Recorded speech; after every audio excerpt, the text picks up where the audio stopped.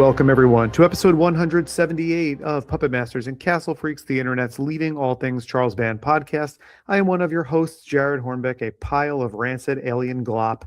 And I am currently doing my favorite thing, which is kind of like, dumping a bag of salt onto my nemesis with very little fanfare. I mean, it's what I do. And I'm also doing it, of course, from Brooklyn, New York. But no, I am not the only one who is trying to outrun this mumlian. No, who else is here with me? Well, it's me, Steve Guntley, and I'm a nympho. You can say it. I won't be offended.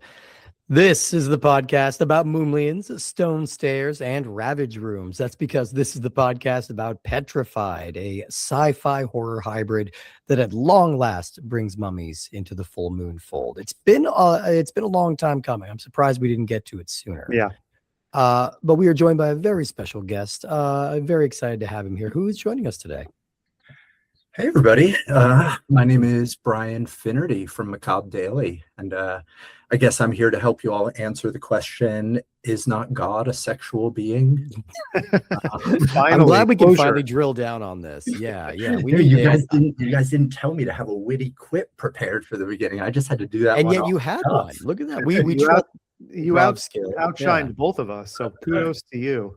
That's why Matt Orozco over at Macabre Daily pays me the not so big bucks. It's a public service we do. You much more than I have been lately. Between my illness and work and upcoming wedding, I've been a little too busy to take on assignments. But I'm excited to get back into more macabre. Steve, stop referring to your wedding as upcoming wedding. You got married last week days ago. Yes, I'm sorry. That was last week now. So never mind. I'm coming to you from the future.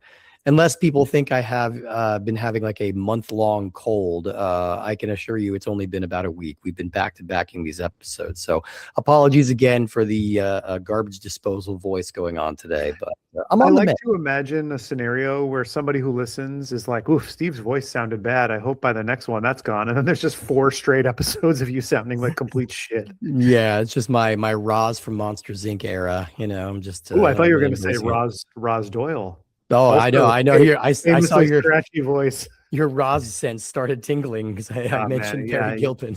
You can't bring up Perry Gilpin around me. No. Are we allowed to put on the record that Steve has also passed his germs on to me through the interwebs? I think we need to hold me accountable, if nothing else. We're separated by quite a long distance, but the internet knows. It's called a virus, people. At least one of us had a decent voice today. So Jared, we're leaning on you today, I think. Yeah, it's all on you. Should I like really ham it up a little bit? Should I try to sound like even more kind of sultry than usual? Should I like put some certain emphasis? Should I try to lower my voice a couple registers?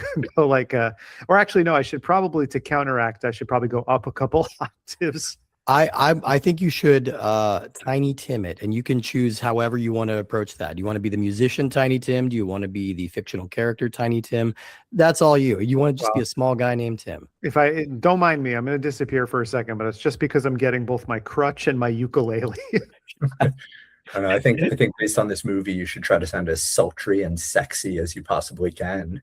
Because there's nothing sexier than an entire mansion full of nymphomaniacs, which is not what I thought this movie was going to be about. We will certainly get into all of that because this was so much weirder and campier and more fun than I thought it was going to be. But Brian, we have to ask you, tell us a little bit about your history with Full Moon, and do you have a history with this movie in particular, or did you spin the wheel? Oh my God, my history with this movie started about 24 hours ago. There you go. When I put it on, and was glad to find it streaming somewhere with commercials because I needed those breaks to recover. Well, you need to learn about Biktarvy also. Like, how else will we learn? You told me that you were going to ask me about my history with Full Moon, and I was honestly kind of nervous that I was going to get kicked off the podcast in the first 5 days. There's still time. I have so little history with Full Moon. I'm honored and also a little confused as to what I'm doing here. But genuinely, we just like you a great deal, and you work with Macabre Daily, so you have horror bona fides. So there's no prerequisite to know anything about these movies coming into it. So that's wonderful. Yeah. I think I'm the most basic bitch of Full Moon, because if you ask me which ones I've seen, I think literally Puppet Master and Ghoulies. And honestly, until Petrified just the other day, I think that was it.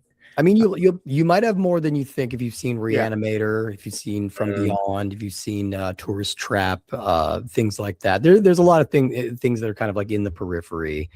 But it's definitely true that most people's sort of cultural connection with the Full Moon oeuvre was the early 90s, and it was that first handful of Puppet Master movies or Arcade or something like that, you know, something that looked like and also, early 90s kid would want to grab. I mean, if I know anything about Matt Orozco, it's like he will put you on retainer and pay you overtime just to watch all the Subspecies movies. Oh yeah, 100%. He loves the Subspecies. I know that, and Nice. Definitely seek out Subspecies 2 and Subspecies 3 if you really want to close the book on a story arc. But the second one is the cream of the crop. Yeah, for sure, for sure. As much as I love horror, but I've never been that fan or that person who gets into like any kind of media where I've done those deep dives down like the really obscure filmographies. I'm very envious of people who have had kind of the willpower and the motivation to do things like that. I've always tended to stick a little bit more to the mainstream.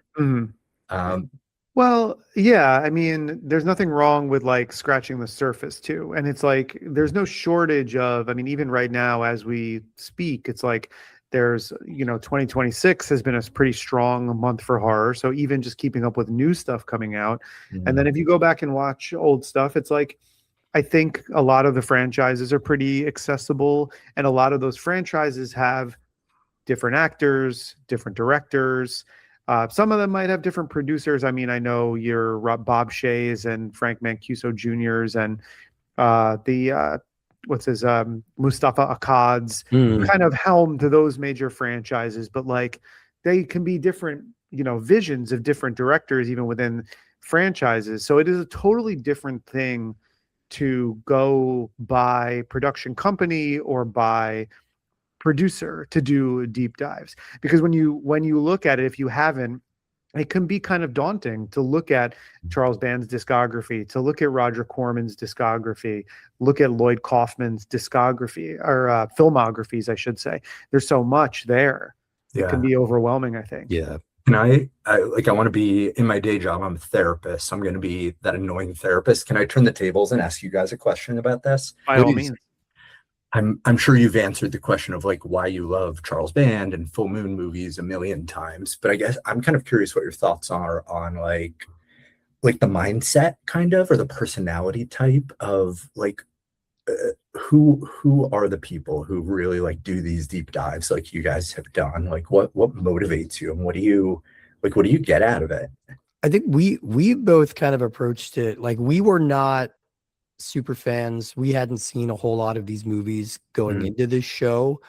We just had kind of a bit of a morbid curiosity about like, all right, who is this guy? Why is his name on all of these like crazy looking B movies like spanning for 50 years now? Like what is it that motivates this guy? So it's a little bit of a character study of Charles Band and his whole universe that he's built. He's a very fascinating guy, like super positive, super high energy, just completely like indefatigable, and he's also a carny. He's a full-on like a sideshow carnival huckster, which is like really charming in its own way. Yeah. And I don't know, I think there's an appeal to documenting something that is largely undocumented, like keeping a historical record for things that would otherwise be sort of flushed away. I don't know, that's maybe egocentric, but no, but I think that's stuff. totally appropriate to say, because I kind of feel the same way. I'm going to piggyback off that, and I'm going to say I think it has to do with the fact that there's so much out there. There's been, the history of Full Moon and these movies in large has been documented, but people haven't done those deep dives the way that all of this media, podcast, documentary series, whatever, do into other horror franchises. So there's stuff we're covering on the show that has been largely uncovered by, film historians for any kind of media. So I think it is to kind of shine a light on some of the stuff that's been overlooked. And, there's kind of a stigma around a lot of these B movies that all of them are bad. And that's not true. Like, we've found a lot of hidden gems in here. So to also unearth something that maybe deserves a little more recognition than it got, because it was just shrugged off as like a straight to video thing that wasn't worth anybody's time. Mhm. And the other thing I think it is, and I'm not going to speak necessarily for Steve, but I'll speak for myself. Growing up in the 80s as an undiagnosed autistic person. Yeah, a lot of that. I was wondering when neurodivergence would enter the conversation. Like yeah. making compiling lists. I mean, if you knew me, if you grew up with me, it was that thing of like in the 80s when I was young, it was like, oh, Jared's gonna tell you his memorized list of all of the presidents sequentially. What a fun party trick. Like that kind of stuff. And so I did things like that. I would obsessively make like mixtapes for my friends, and I would do, okay, well, there's this song is this many BPMs, and then this song starts in the same key on the same note where this song ends. So this should come next on the mixtape. And then I would I don't know if you've never seen me write anything down. I have like insane serial killer neat handwriting that looks like typed font. Oh, and really? like I'm the opposite. Yeah. and Mine's from scratch. and so I would make like these incredibly artistic, beautiful like mixtape labels for my friends with stuff written out. So it's all like a neurodivergent stuff too, and it's like just making and compiling a list is something that appeals to me too. So when I looked at this as this untapped resource of like, here's however many 100 movies, most of which have not really been covered in such a fashion, the idea of being the person to do it seemed very appealing. Yeah. I love that. I'm jealous of the kind of productive type of neurodivergence where you can actually produce things. Like I just got stuck with like a paralytic version of ADHD where I just like have so many thoughts in my brain that I can't actually accomplish anything. But I can't like memorize stuff. I can't recite quotes. There are moments where I literally will freeze. Someone will ask me like, who's the director of Halloween again? And I'll be like, what's his name? John something. Like I can do that part. Like I can say, oh, who's the director of Halloween? I can tell you all that, and like what year it came out and everything like that. I'm not so good at remembering phone numbers, birthdays, passwords, the basic things you need to like live your life and be a good person. That's more the thing I need to struggle with. Right. I was going to say the same thing. I was going to be kind of cynical about it and say like it's a completely useless life skill to have. But at the same time, I wrote one like historical anecdote about me. And this is not always true. I don't have like a photographic memory of numbers or things like that, although I am generally pretty good with numbers. Mm-hmm. But when I was like 16 or something, I went to like a very, very early Warped Tour. And this was like, I think it was the second one they ever had. And it was before there was like cell phones. And so I knew my mom was visiting my uncle, and she had written down my uncle's phone number on a piece of paper, and I put it in my wallet. And she was like, you can call me at this number if anything happens. I lost my wallet. And I had to tell my mom somehow that I lost my wallet. And I went to a payphone we were in Asbury Park, New Jersey on like the boardwalk. And I went to a payphone and I got a quarter. I probably had it in my pocket. And I somehow remembered the number that was written on the piece of paper and was able to call my mom from this phone. And she's like, why are you calling? Is everything okay? And I said, yeah, I lost my wallet. And she's like, well, how did you get the number? And I said, I don't know. I just remembered the area code, everything. And I think I looked at it once. Wow. Like it was just a weird, like it registered for some reason, and I don't really know why. And like, it's this obviously doesn't happen with everything. It certainly doesn't happen with anything that's important in adult life, but I can sometimes look at things and then they just make an imprint. Look, it is useful. And I would imagine too, like what you're talking about being able to organize and create lists and stuff. I don't want to speak for you, but I wonder if that's almost relaxing and soothing for you too. Incredibly, yeah. Oh, it is. Oh, And I will yeah. say this. We don't talk seriously about like mental health stuff, but I am somebody who spent a lot of time in my life prone to I won't diagnose myself with like pure full-blown depression, but a lot of people will lump in anxiety and depression together. And I found that compartmentalizing and making lists of tasks, lists of goals, things like that is an amazing coping strategy for when you are experiencing anxiety. That's Yeah, it's why a form I make of control. spreadsheets all the time. It's just a stimming thing, you know. I just make spreadsheets of random things, or I make like March Madness brackets, like ranking Ninja Turtle characters. You know, like it's bullshit like that. It's soothing, you And I know. think And for me, it's like the lists and stuff don't work, but I think that's part of why I'm drawn to horror is, there's amazing, really inventive stuff out there too, but as we know, there's so much formulaic stuff out there too. And that I find so much comfort in it. Like when I'm laying on the couch in the dark, just watching like a Friday the 13th movie, my nervous system is like the calmest Oh, it yeah. will ever be. Yeah, The yeah. the resting heart rate. My resting heart rate is probably slower than Jason Voorhees when I'm watching Yeah, those. yeah. Well, I'm certainly glad we have someone with your expertise here, because this movie that we're talking about today has some approaches to mental health that I have some questions about. Oh, no, Maybe you can no maybe you note can for weigh this in. doctor. Yeah. He's doing everything right. Let's learn a little bit about this Let's movie. do It it. is called Petrified. It's released September 26, 2006. It's directed by Charles Band, written by Dominic Muir using his pen name of August White. And it stars Rourke Critchlow, Jessica Lannister, Osmond Soykut, Kimberly Pfeffer, Tim Murphy, Kate Adams, Dana Lestria, Darrow Egas, Robert Buckley, Shirley Brenner, and Chris Bergschneider as the Mummy.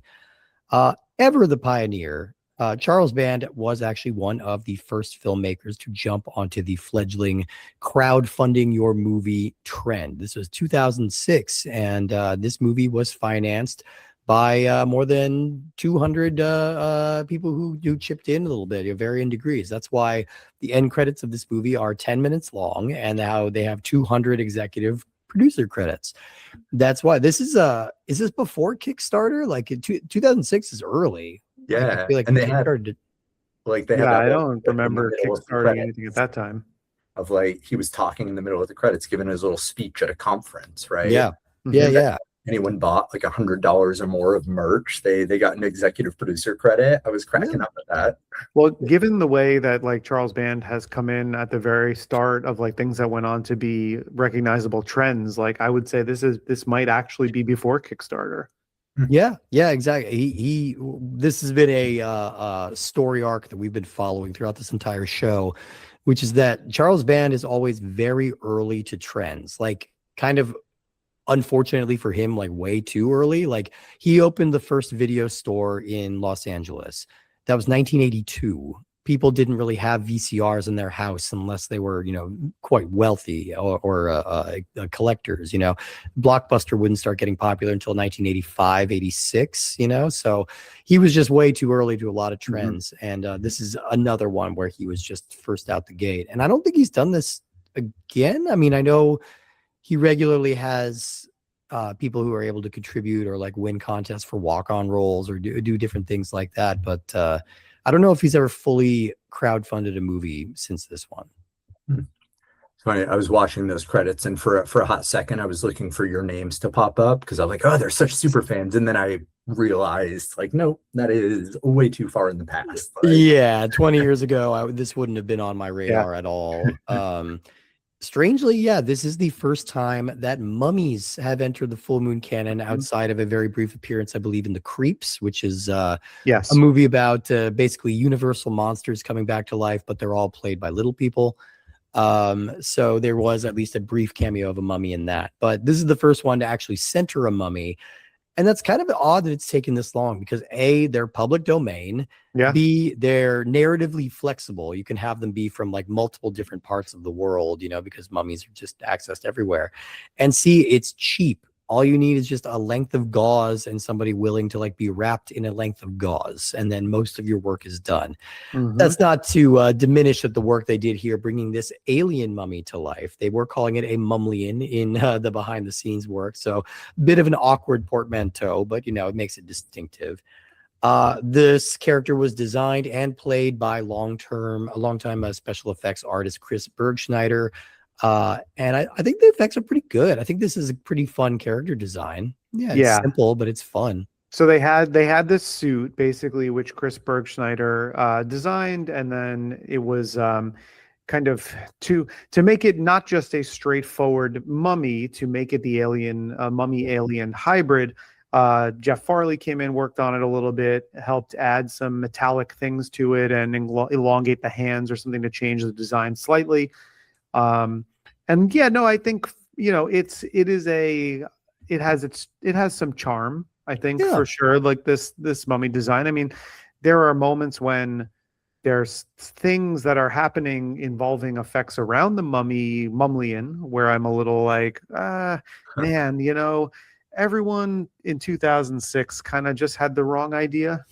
And I think it was a necessary byproduct of the shooting location. I wasn't able to find out exactly where this was shot, but it was on a historic location, and they said under no uncertain terms that they cannot get blood and gore or do any damage to the property or the grounds.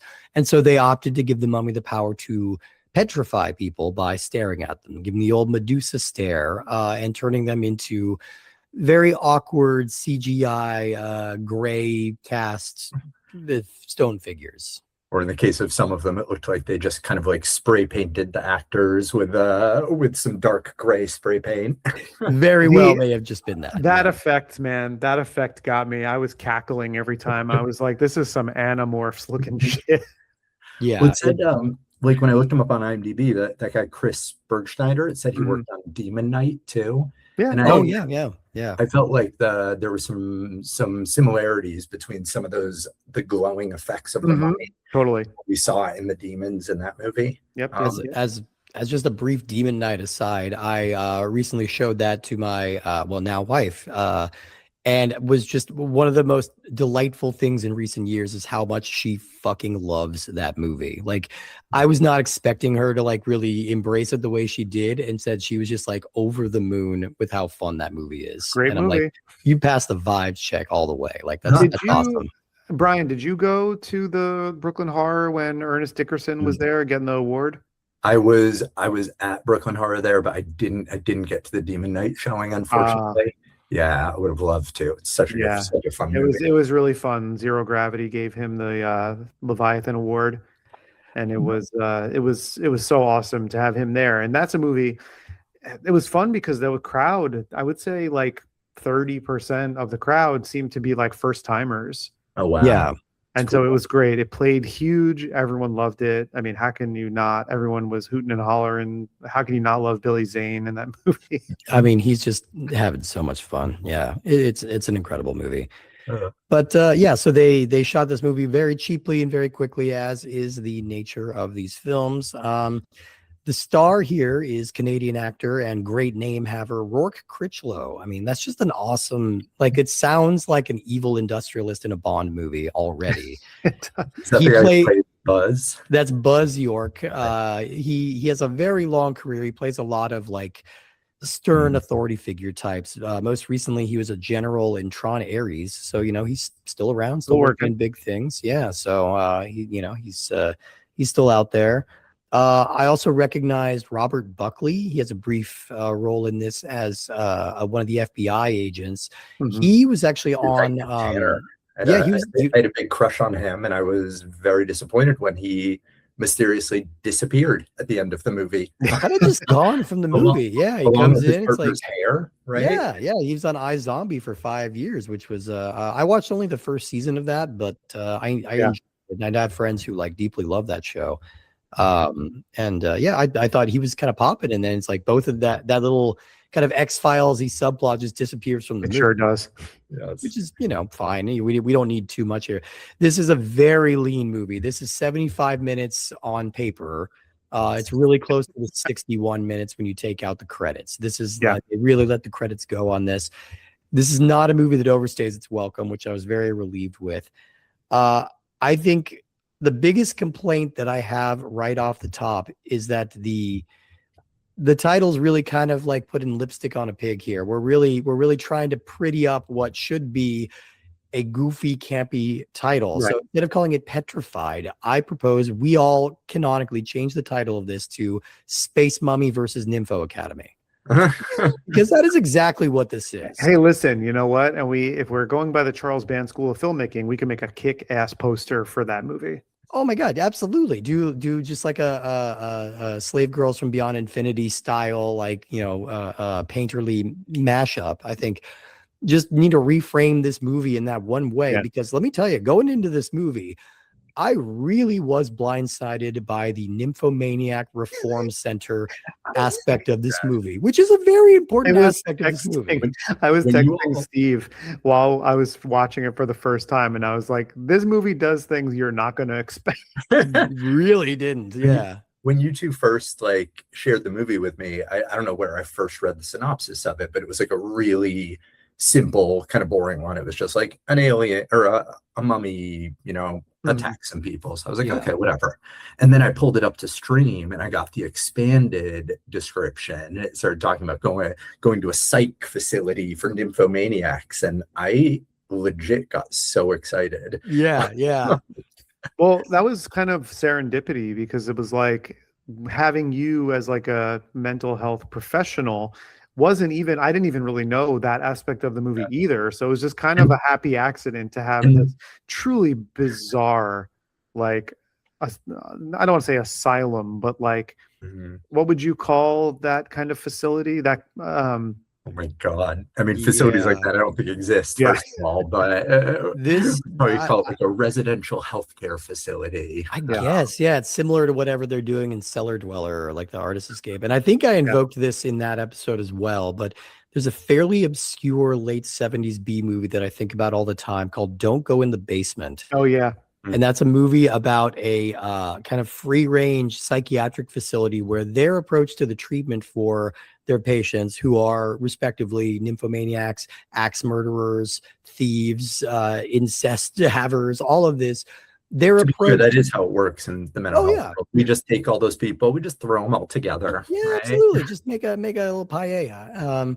But no, their approach, their psychiatric approach to this facility is to let them completely indulge in whatever it is. So the axe murderer, let him carry an axe around. The nymphomaniac, let her have sex with everybody there. There are no rules here, except don't go in the basement. That's the one rule.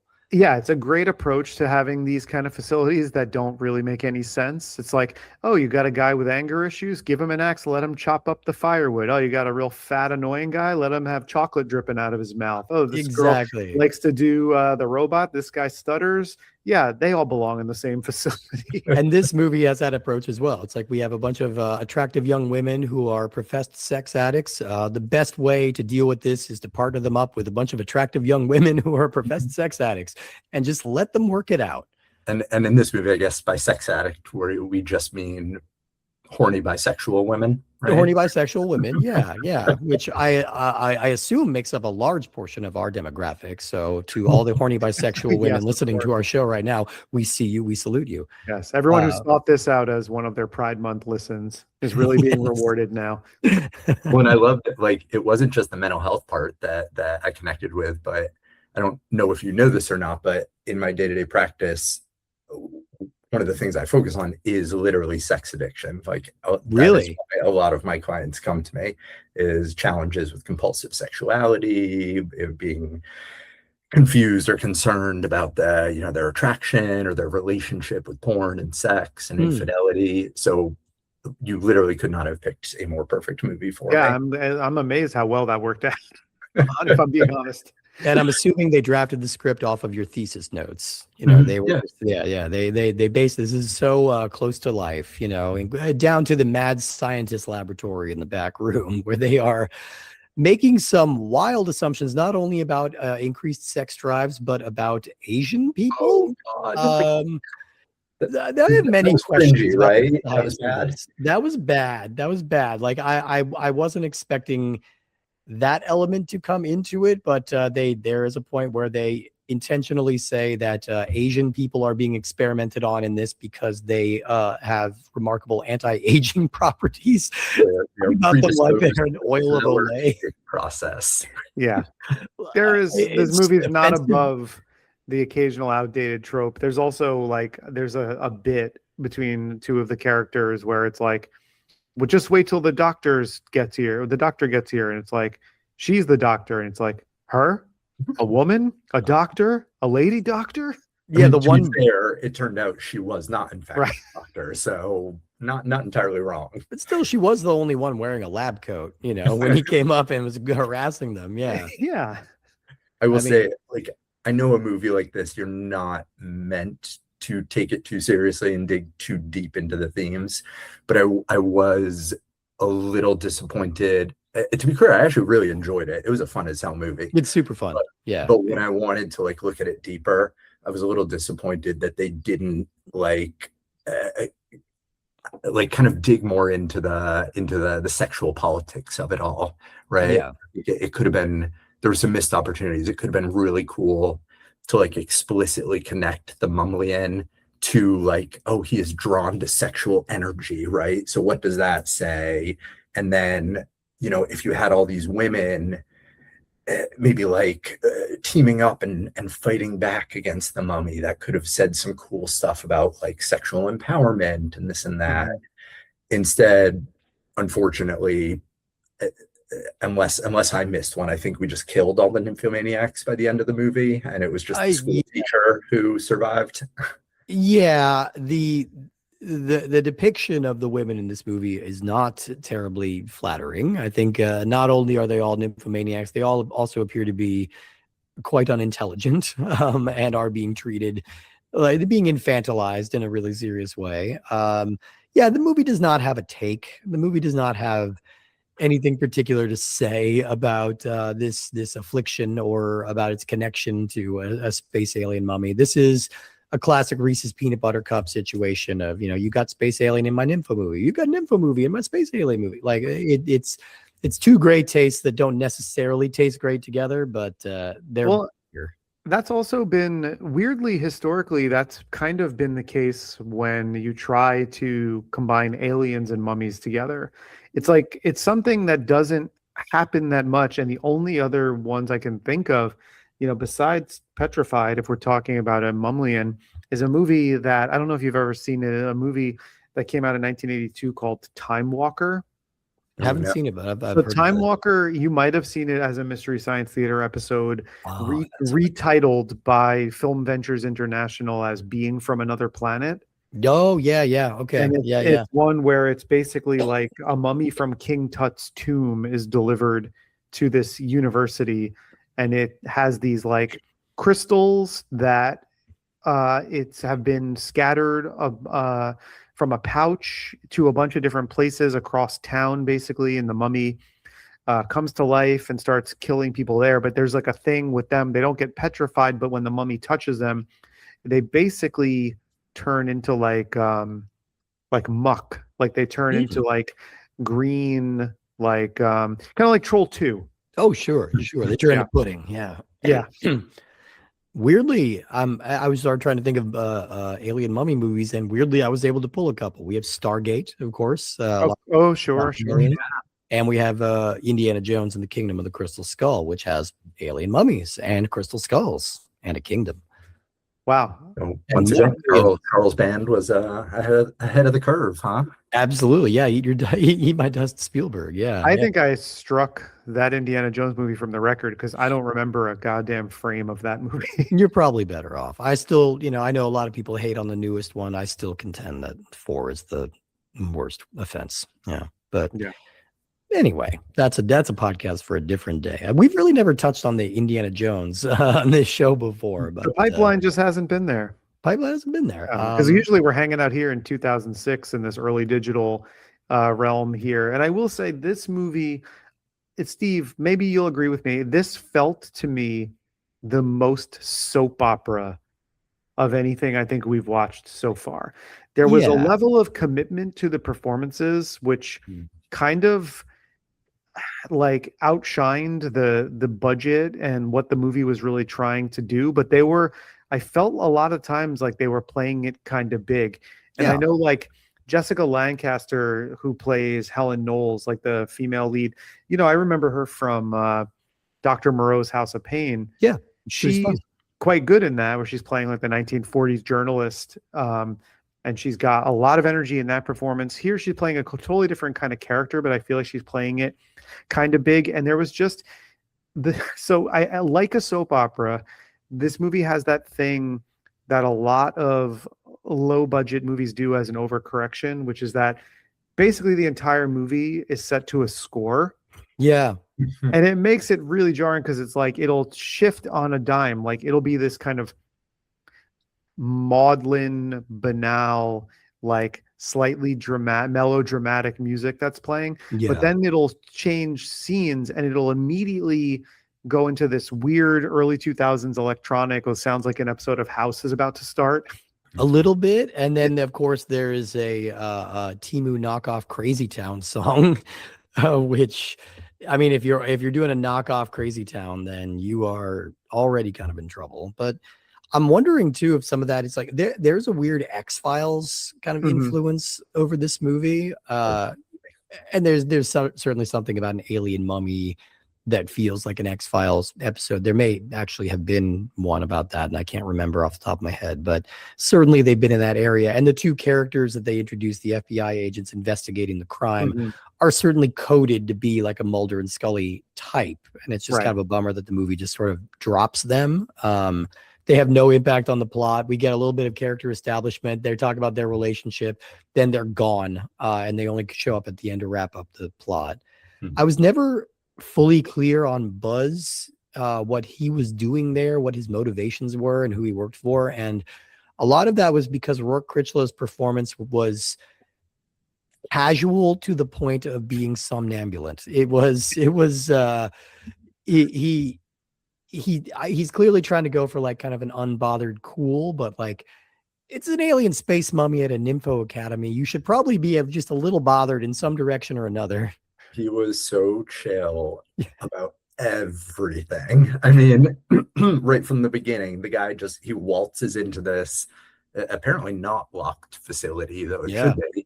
They lock it. Come on. And this allegedly a doctor confronts him, and she's like, "Can you leave?" And he goes, "Oh yeah, I'll be out of your hair in an hour." Yeah. and then he just starts following her around, and she's like opening. First of all, like they're just opening doors to these women's bedrooms, like without even knocking. And he's just peeking his head in. He's just checking them out, flirting with them a little bit. And they're chill with it. I mean, it's they're all very happy to see him. Some facility you got here, doctor. That's him. Was that Orly guy, right? So he was a real step up. Some questions about this guy too. Look, I know social media was not a big thing at this time, but that guy, you'd think HR would have vetted him a little bit. We're going to be put him as a caretaker for a facility for women with sex addiction.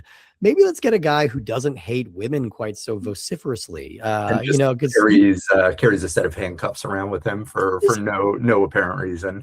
Even just a face-to-face interview, I think, would have revealed this guy has a weird energy, and I don't think I want him working here. And I feel like I need to backpedal now and say that, like, I said something before about people playing things like big to like soap opera proportions. No, not Rourke Critchlow. He is not playing big in this movie, but everyone around him is really going very melodrama, especially like early, right from the very beginning, and that the beginning scene when the mummy is being stolen.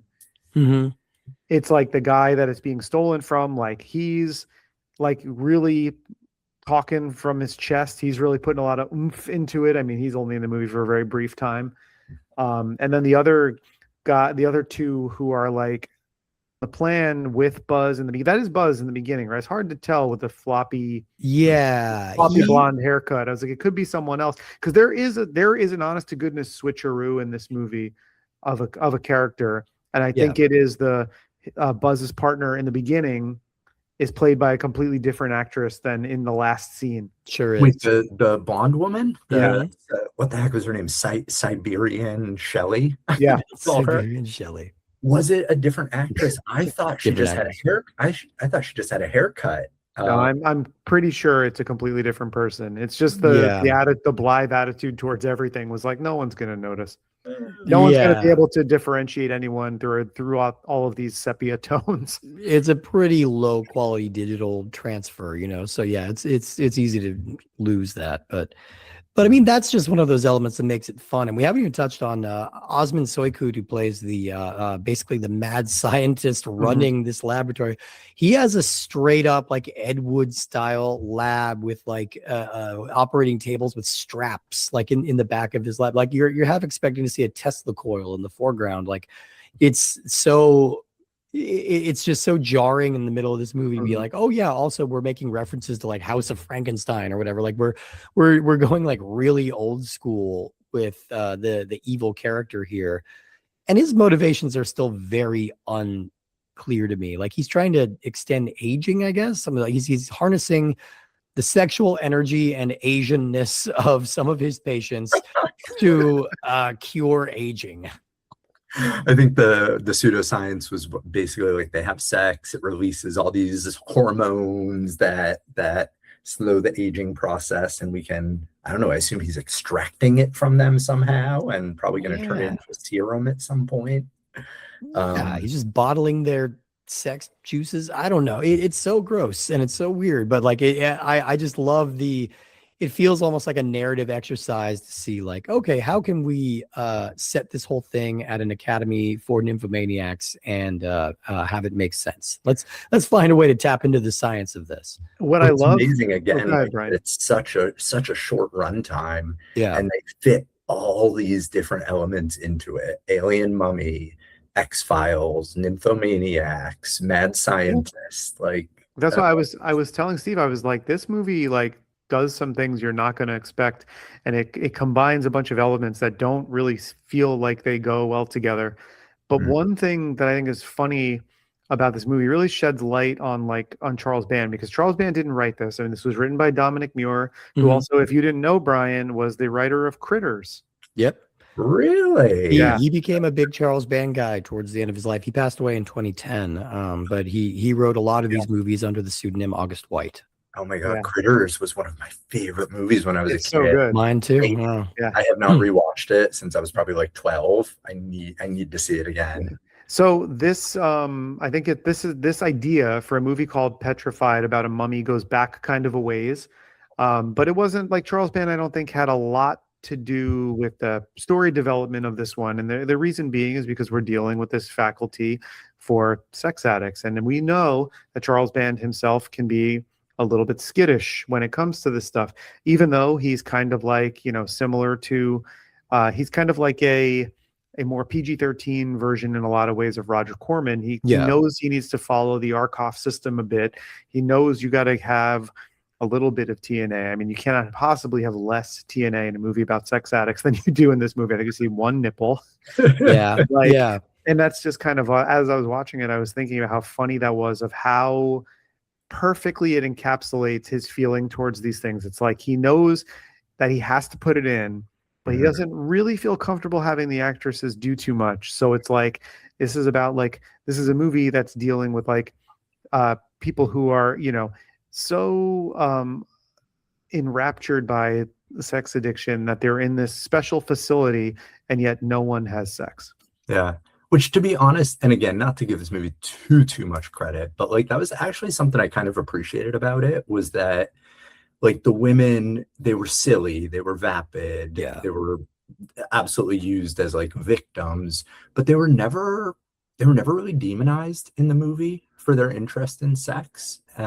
They weren't, as you said, like they weren't gratuitously shown, getting naked, showing off too much of their body. And it didn't feel like the movie ever said like there's something wrong with these women because of this, or they are. No, not at all. But there is a feeling of like the movie. It's like there is this palpable feeling of like we inevitably have to get to where these characters are being sexual with each other.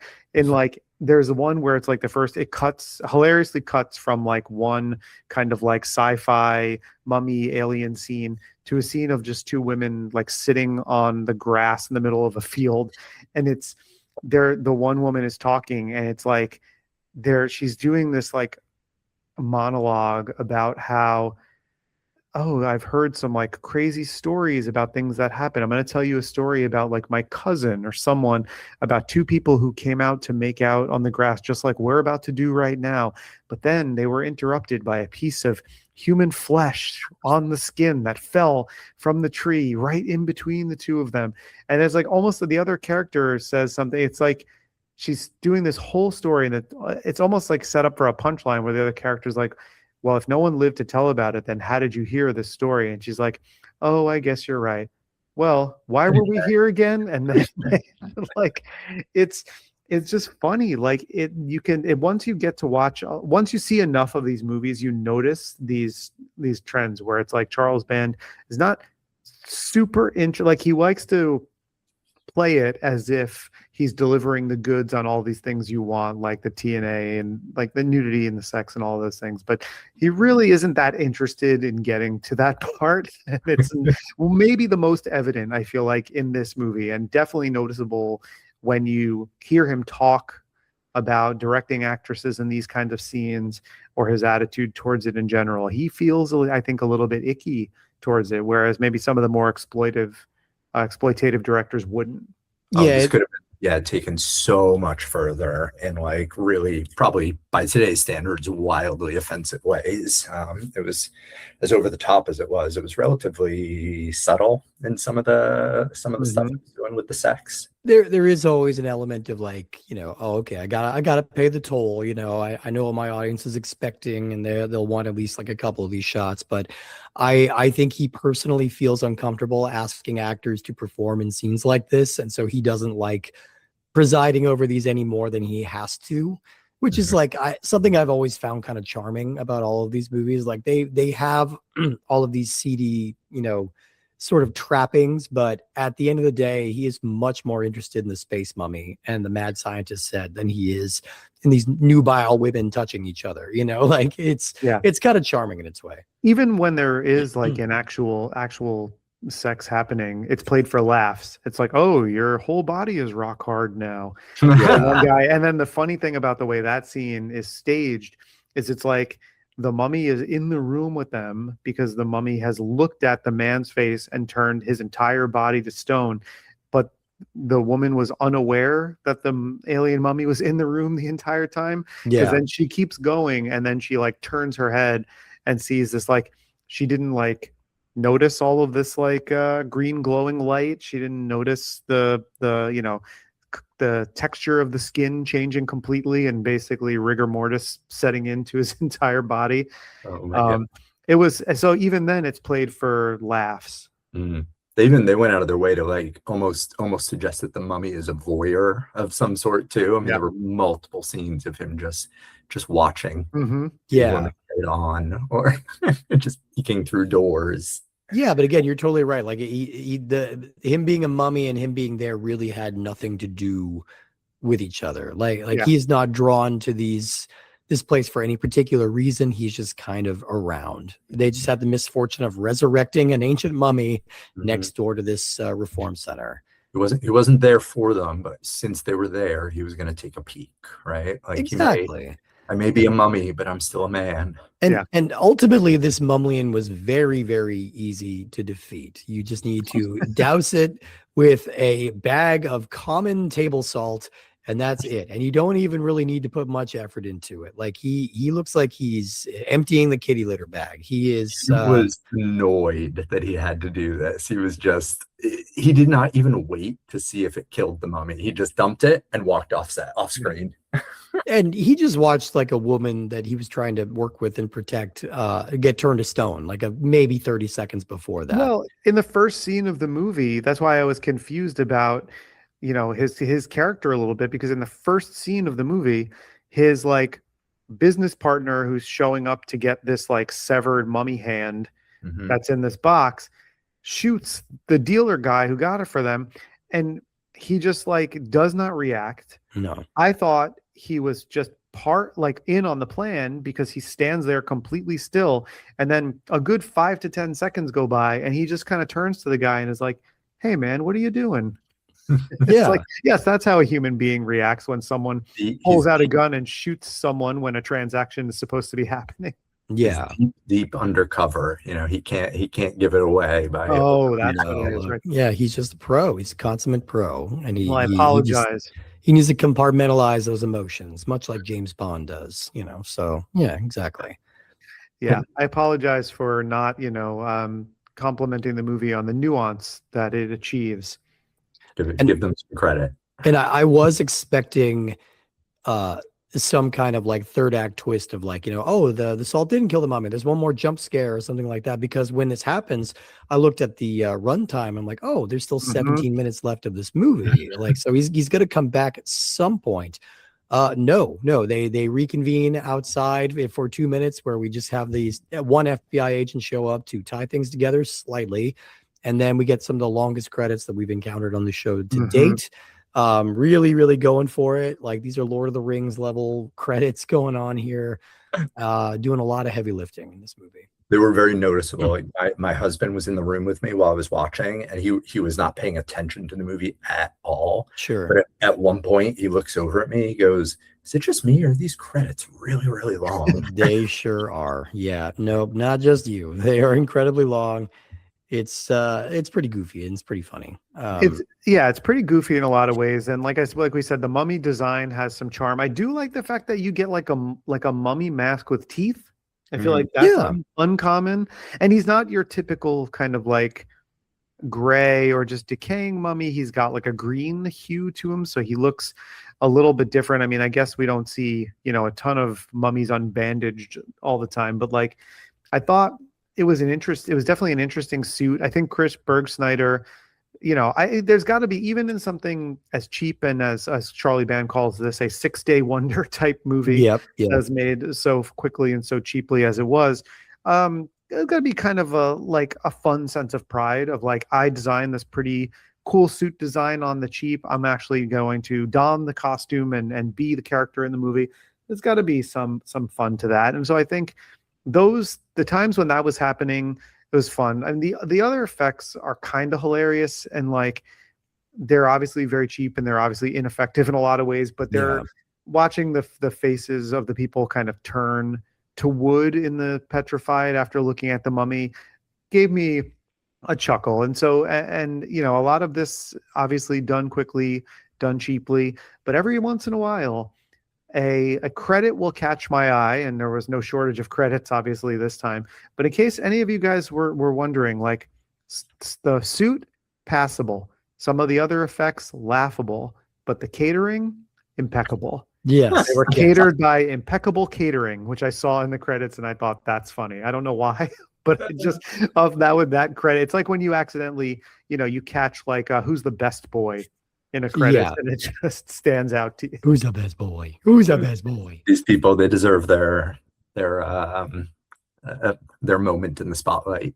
Absolutely, they do. I did want to say, like, about the mummy, one thing I appreciated, like, doing a lot with a little, was occasionally their use of shadow on the mummy's face was really cool. Like, there were probably moments where maybe the mask was effed up or they didn't have access to it, but like they really used shadows with him quite well to kind of keep him creepy. Yeah, they absolutely do. Yeah. My biggest thing is that I just wish they had like picked a tone and stuck to it, because like that opening scene is played really big and over the top. And then the guy who gets shot, who was the collector, I guess, who was getting the mummy and the mummy hand, he falls down shot on top of the like tomb. And when all of a sudden the green lightning starts and he just gets flung off of it, and when the mummy arms shoot up, I was laughing and I was like, this is a fun, campy tone. I wish this continued through the whole thing. Yeah. They are juggling a lot. There's a lot of balls in the air at the same time in this movie.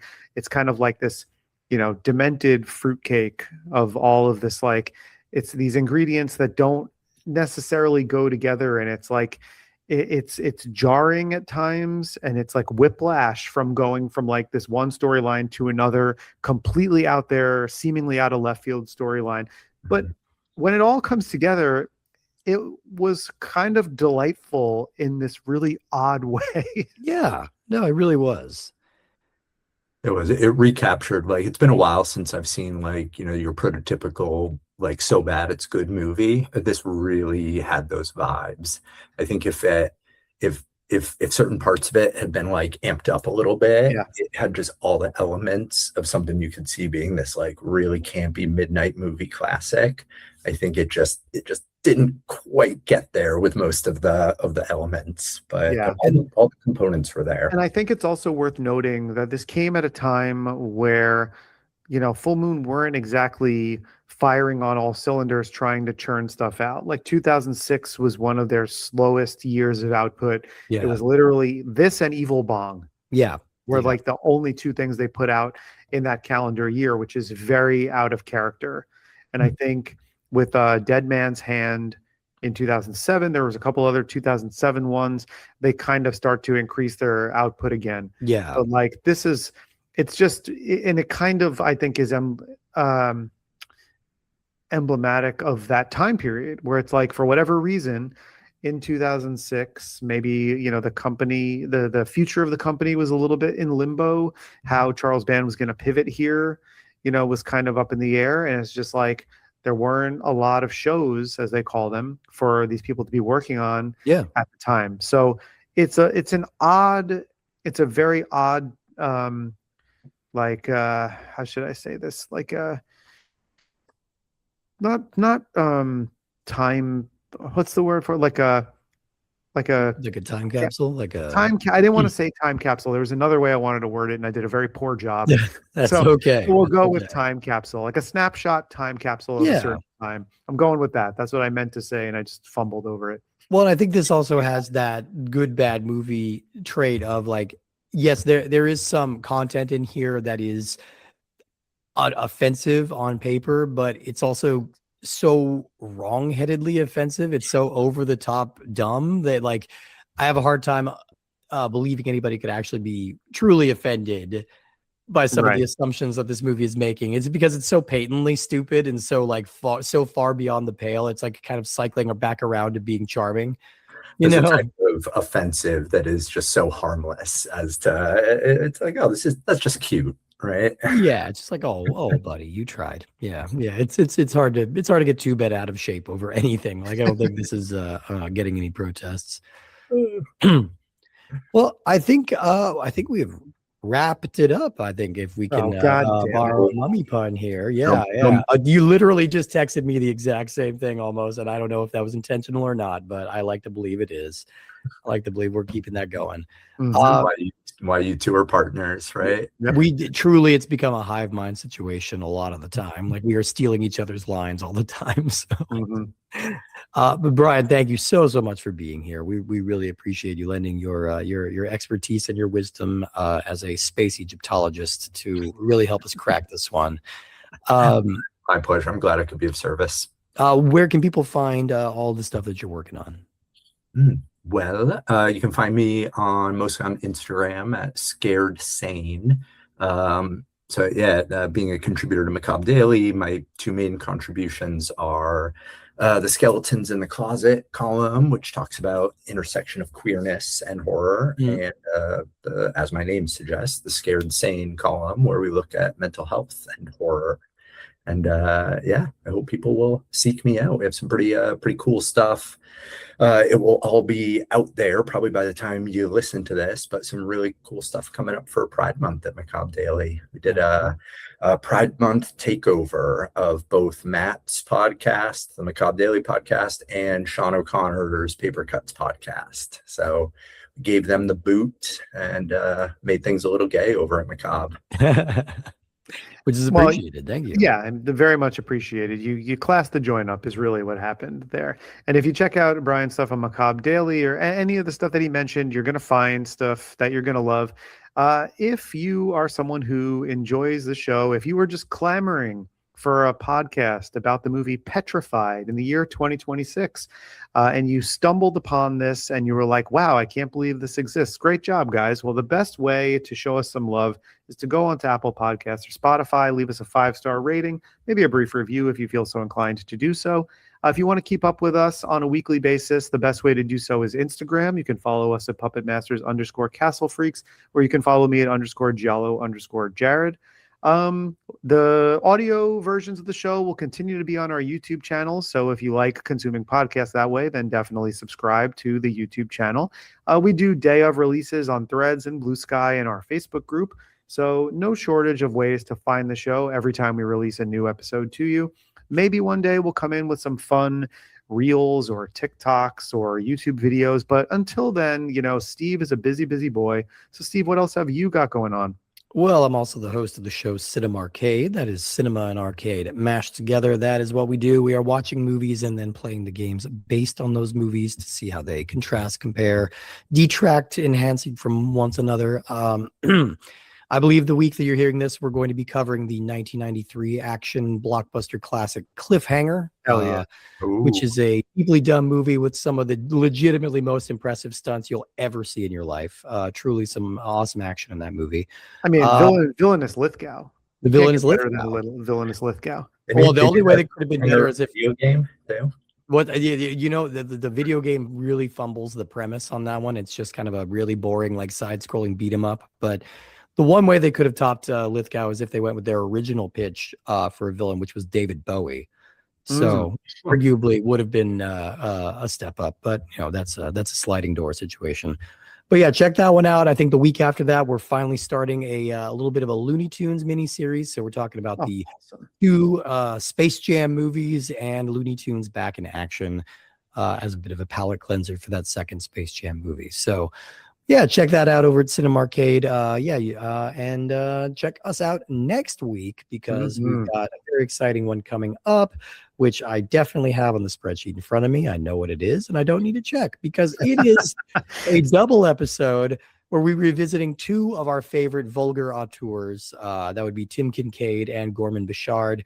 We're going to be talking about the movie The Occultist and the movie Cemetery High, both deeply strange, wacky, fun, late 80s artifacts with fun returning guests. Yeah. And, if you're listening next week when that episode drops, it will officially be July. We're getting into the summer. We're going to get sleazy. It's going to be a good time. Absolutely. So tune in for that one next time if you don't find yourself too petrified. And we will see you next time. Brian, are you looking for a new gig as a podcast co-host? We'll chat off the record. We need you to class this one up. Yeah. Gay it up a little bit.